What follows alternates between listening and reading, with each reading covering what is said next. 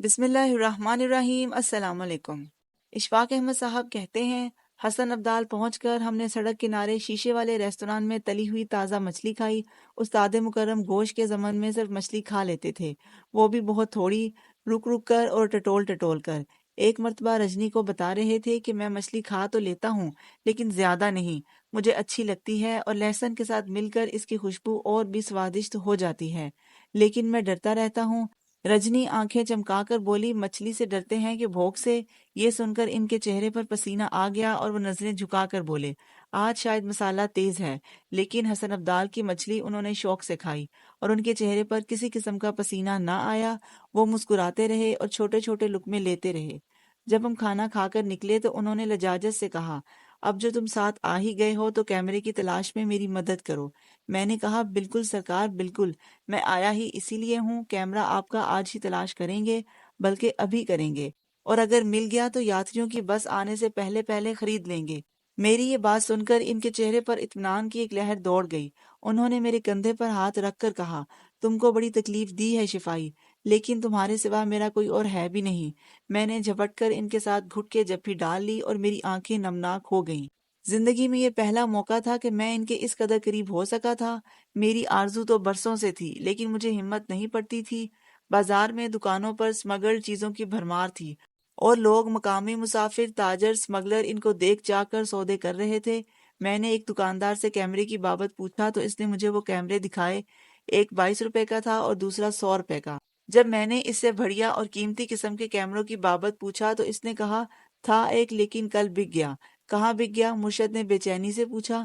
تو دکاندار نے ہنس کر کہا، گیانی جی، کوئی اپنا نام پتہ تھوڑی بتا کر جاتا ہے، سودا آتا ہے اور چلا جاتا ہے، اور پھر ہماری طرز کی دکانداری کا سودا تو بالکل ہی نکل جاتا ہے، پوچھے بتائے بغیر۔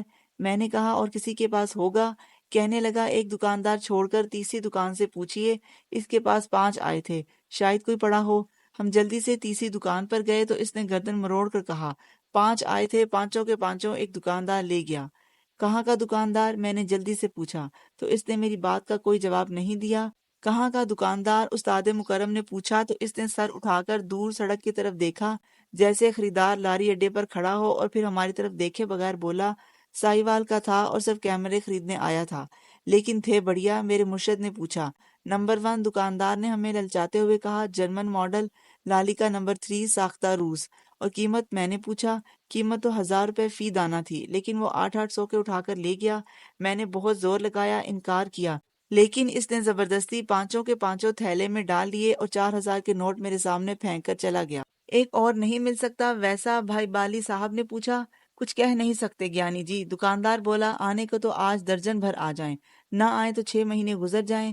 یہ سمگلنگ کا مال ہے گنتھی جی، شریف گھرانے کی چور مٹیار جیسا، اس کی اپنی مرضی ہوتی ہے۔ میں دکاندار کی یہ بات سن کر چونکا اور اس کی طرف حیرت سے دیکھنے لگا۔ اس نے سر ہلا کر کہا، بابو صاحب، سمگلنگ کے مال پر کوئی اختیار نہیں ہوتا، خود ہی آتا ہے اور خود ہی چلا جاتا ہے، جیسے بہار پر آئی ہوئی شریف گھرانے کی لڑکی خود ہی ادھل جاتی ہے اور پھر خرچ خرچا کر خود ہی واپس آ جاتی ہے، اس طرح سے ہمارا مال ہوتا ہے۔ میں نے کہا، جناب آپ کی بات ہے تو مزیدار، لیکن ٹھیک سے سمجھ نہیں آئی، شریف گھرانے کی لڑکی کیوں خاص طور پر؟ کہنے لگا، کمین ذات کی لڑکیاں جب ایک مرتبہ ادھل جاتی ہیں تو پھر واپس نہیں آتی، ان کو ادھلنے کا چسکا پڑ جاتا ہے، اس لیے خود جا کر ان کی باہیں لانا پڑتی ہیں۔ اور شریف لڑکی؟ میں نے پوچھا۔ وہ اونچے گھرانے کی اشرافیہ کا بچہ ہوتی ہیں، اس کو جب اتنا کھیکن کرنے کے بعد کوئی لطف نہیں آتا تو ایک شام خود ہی گھر واپس آ جاتی ہیں۔ ہمارا مال بھی نکل جاتا ہے اور گھوم پھر کر واپس بھی آ جاتا ہے، اس کا نہ کوئی ہیچک ہوتا ہے، نہ منڈی ہوتی ہے، نہ کیش میمو کٹتا ہے، جس طرح جاتا ہے اسی طرح اسی صورت میں واپس آ جاتا ہے۔ اغوا کرنے والے لڑکی کو چھپا چھپو کر لکو کر پردہ ڈال کر لے جاتے ہیں، اسی طرح سمگلنگ کا مال لے جانا پڑتا ہے۔ مٹیاروں کو تیز رفتار گھوڑوں پر ادھال کر لے جاتے ہیں، جو پہاڑوں کی اوٹ میں اکیلی چلتی جاتی ہیں، بغیر کسی کھوتے وال کے، بغیر کسی رہنما، ہادی، پیر، مرشد کے۔ جب میرے مرشد نے مجھے اس چسکے دار گفتگو میں کانوں تک ڈوبتے ہوئے دیکھا تو جلدی سے میرا کندھا ہلا کر کہا، ان سے پوچھو کسی اور کے پاس سے مل جائے گا، یہاں دکان پر نہ ہو، گھر پر رکھا ہو۔ دکاندار کہنے لگا، الیاس سے پوچھ کر بتاؤں گا، اس کے پاس گھر پر بھی کچھ مال موجود رہتا ہے، لیکن وہ پشاور گیا ہوا ہے اور بدوار سے پہلے واپس نہیں آئے گا۔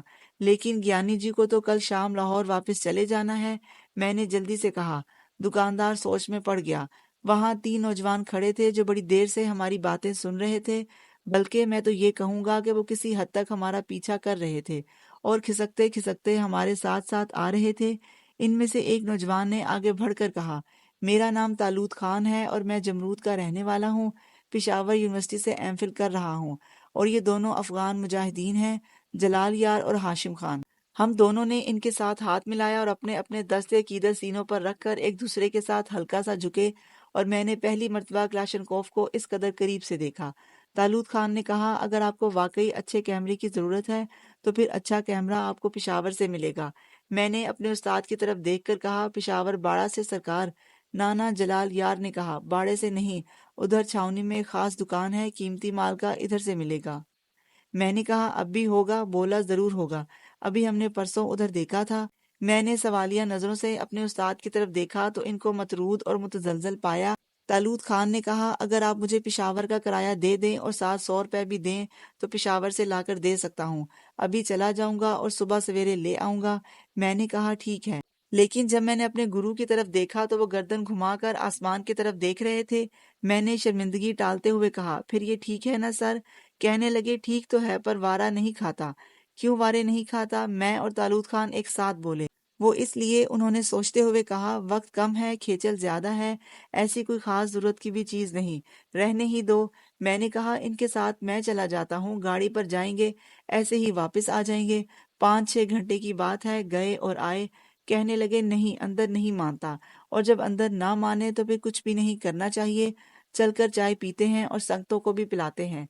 इनके नाना कहने के बावजूद हम इनको सामने चाय के खोखे पर ले गए और 5 प्याली पिशावरी कहवे का ऑर्डर बुक करा दिया।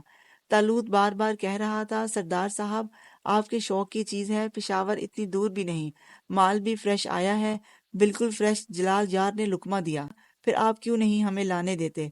बल्कि मैं तो कहूंगा आप भी हमारे साथ चलें। मैंने नजरें घुमाकर अपने मुर्शद की तरफ देखा। वो मुस्कुराकर नफी में सर हिला रहे थे और तालूत खान के कंधे पर हाथ मारकर जुबाने हाल से कह रहे थे, छोड़ो यारा जी, कोई जरूरत नहीं, छोटी छोटी ख्वाहिश पर काबू ना पाया तो बड़ी ख्वाहिश को किस तरह संभाल सकेंगे, बस ऐसे ही ठीक है। इनके तालूत खान के कंधे पर हाथ मारने से मैं कुछ जेलस सा हो गया। वो बड़ी मोहब्बत से इसकी तरफ देख रहे थे और तालूत खान भी तकरीबन इसी अंदाज में जवाब दे रहा था। मैंने झलाकर कदरे जोर से कहा, आप क्यों नहीं चलते सरकार? ये तो पिशावर है, इतनी दूर आए हैं तो अपनी पसंद की चीज क्यों ना लेकर जाएं? फिर ये मौका बार बार कहाँ हाथ आएगा? चलिए उठिए, हिम्मत कीजिए।